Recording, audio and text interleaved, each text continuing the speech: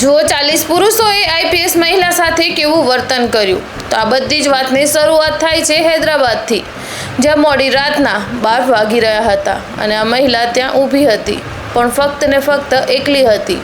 અને એવું ન હતું કે આ મહિલાએ ટૂંકા વસ્ત્ર પહેર્યા હતા, જેના કારણે પુરુષો તેની ઉપર ખરાબ નજર બગાડે. આ મહિલાએ ખૂબ જ સારો એવો ડ્રેસ પહેર્યો હતો, જેના કારણે તેનું શરીર પૂરી રીતે ઢાંકેલું દેખાઈ રહ્યું હતું. પણ ધીરે ધીરે ત્યાં પુરુષો આવવા લાગે છે. કોઈ ચાલતું આવે છે, કોઈ સાયકલ ઉપર, તો પછી કોઈ 4-વ્હીલરમાં. અને ત્યાં કોઈ સારી નોકરીવાળું હતું, કોઈ મજૂર હતું અને કોઈ સરકારી નોકરીવાળું હતું. આમાંથી જે 40 પુરુષ હતા તે મહિલા ઉપર ખરાબ નજર નાખે છે. એટલે કે જે આઈપીએસ મહિલા હતી તેના ઉપર ખરાબ નજર કરે છે અને તેને છેડતી પણ કરે છે. હવે તમને લાગતું હશે કે આઈપીએસ મહિલા છે તો શું થઈ ગયું, પણ હતી તો એકલી ને. તો એવું ન હતું. તેને પોતાની જે ટીમ છે તેને પાછળ નજરાણી માટે ઊભી રાખી હતી અને તે બરોબર આઈપીએસ પર નજર રાખી રહ્યા હતા.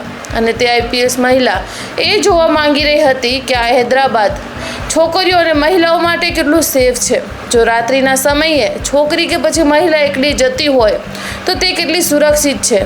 આ જ વાતની જાણ કરવા માટે તે આ પગલું ભરે છે અને પોતાની ટીમને પણ કહે છે કે હું એકલી ઊભી રહીશ, પણ તમારે દૂરથી નજર રાખવાની છે.